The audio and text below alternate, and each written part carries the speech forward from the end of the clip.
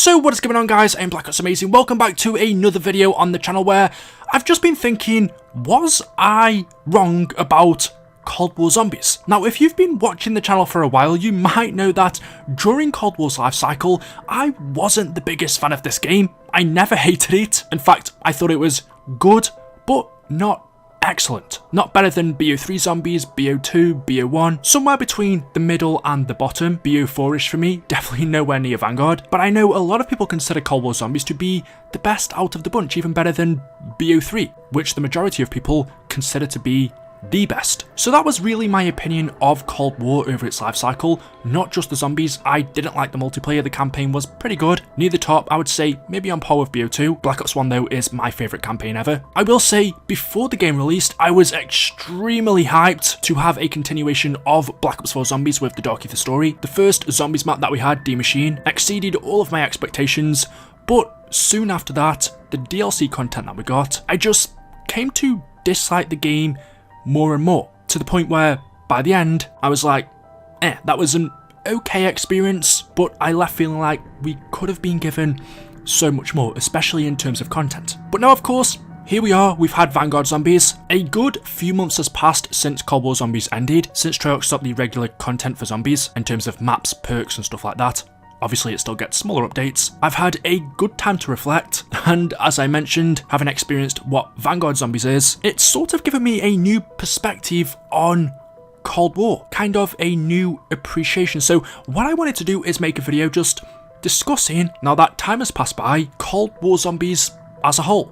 The good, the bad, and do I still, now, today, have the same opinion that I did a few months ago, that it was just an okay zombies mode? I don't really know how to break down this video, just because for every zombies mode that we have, there are loads of different aspects to it. It's not just as simple as putting everything in the same bracket. But I've made a list of everything that I want to talk about that's of relevance, and I want to start off with the maps. And I'm also going to throw in game modes in there as well. Now, Cold War had 4 zombies maps: Die Maschine, Firebase C, Mauertoten and Forsaken. It also had Dead Ops Arcade, and then 2 more modes called Outbreak and Onslaught. Onslaught was basically all of the multiplayer maps that we had in Cold War converted to zombies maps. Essentially, you were playing multiplayer maps, but instead of against other players, it was against the undead. And then Outbreak is even more difficult for me to describe, because what it was supposed to be was an open world type of zombies mode, or that's what we expected when it first released. It's basically the Fireteam maps, again, multiplayer maps, converted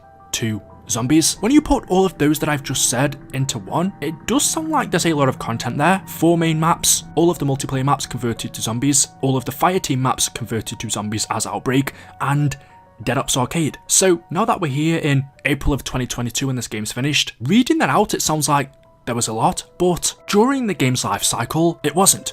1 zombies map on day 1 compared to the previous game, Black Ops 4, where we had 4 zombies maps on day 1, the game before that, Black Ops 3, where we had 2, to go from that amount to just 1 was a little bit disappointing. But like I said, I think Cold War got off to a great start because Die Maschine was a very good map. But what followed after Firebase C, Mauer and Forsaken, I was just left feeling a little bit disappointed, because that was only 3 round-based zombies maps as DLC, whereas we were used to getting 4, and I wasn't particularly a massive fan of those maps either.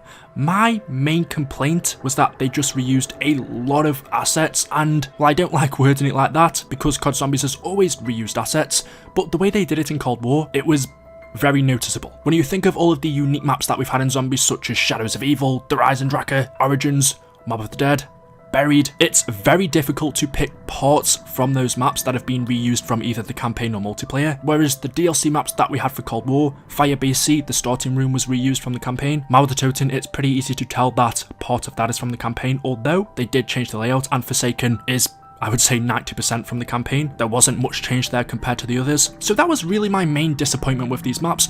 Not that they were bad, but it just kind of took away that uniqueness that zombies had. It always felt special going to these awesome, cool, unique locations such as the Rise and Draka Castle, for example, Zetsubo no Shima. There are so many, and then to see less unique locations, let alone being able to notice that they are from the campaign and multiplayer, was just a bit disappointing. Obviously, there were very good reasons why Treyarch did this. I'm sure if they could, they would have loved to create everything from scratch, but of course, reusing maps does mean that they could save time and money, which was probably, or at least that's what it came across to me, was something they really didn't have too much of in Cold War. So yeah, it was kind of disappointing going from not only 4 round-based zombies maps, but also less unique maps as well, compared to BO4 or 3, even 2. But looking at it now, it was understandable. And still, like I said, it didn't really take away from the fun aspect. It just perhaps wasn't as nice to look at, or I didn't really look at any Cold War Zombies map and say, wow, this looks amazing. Whereas I have with other maps such as Mob of the Dead, Origins,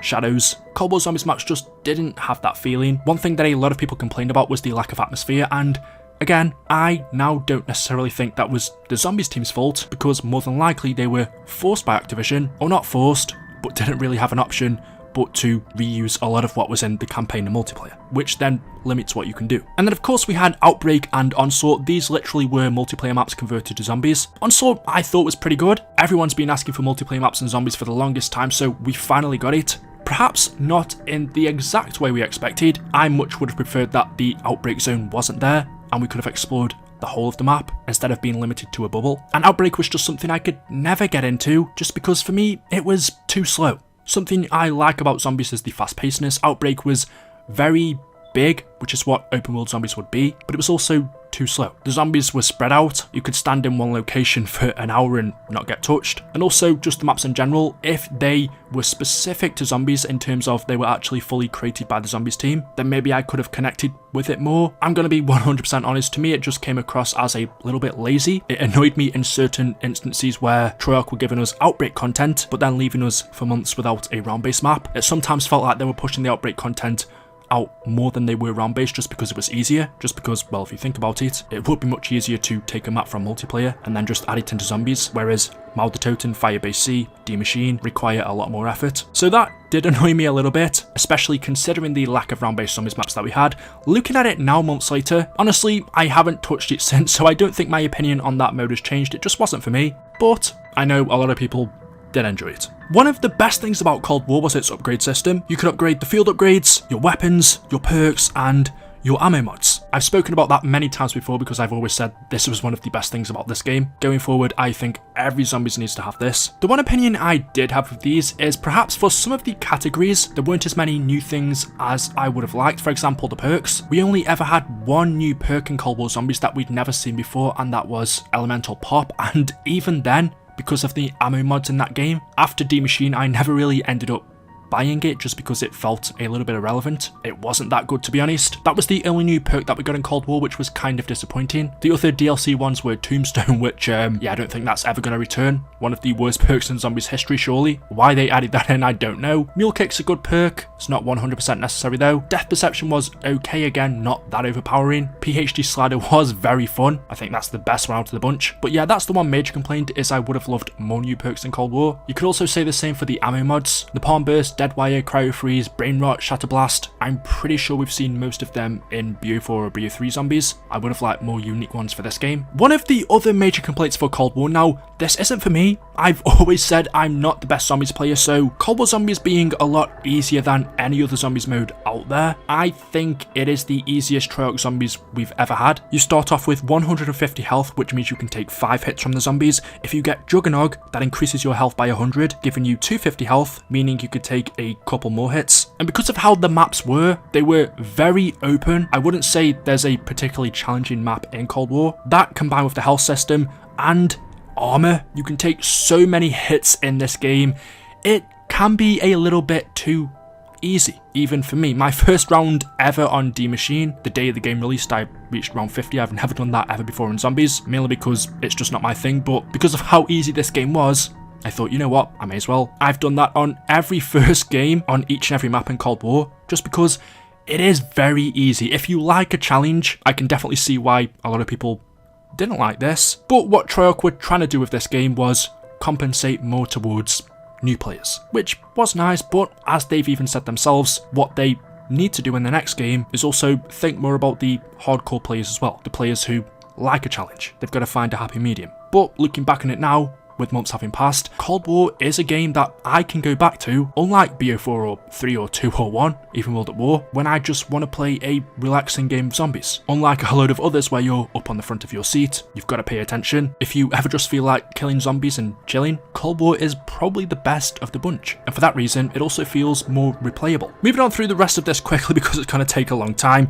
The Dark Ether was one of the best things about this game. Die Maschine, it also featured a little bit in Forsaken and some of the Outbreak maps as well. Unfortunately, it didn't appear enough though. I would have loved it if we could have chosen to play all of our zombies maps in the Dark Ether. I don't know, just flick a switch or go through a portal and the whole atmosphere changes. That would have been awesome if we could have played within the Dark Ether permanently in all of our maps. One of the worst things about this game, I would say, was the intel system. Now this also links into a lot of other things. I suppose the overarching thing is the story. The story in Cold War Zombies was okay. For me, it wasn't the most engaging. I like convoluted, complicated stories. I like being able to theorize and ask questions. Cold War was more direct, so I thought it was just okay. One thing that it did have was a couple of interesting characters, Samantha, Weaver, Kravchenko, unlike Vanguard, which has nothing. But the intel system, the way the story was told in this game, did not help. Telling a story through only documents and radios isn't the way. Because there was no intro cutscenes in Cold War besides from the very first one, Die Maschine. We didn't have one for Forsaken, Mauer, or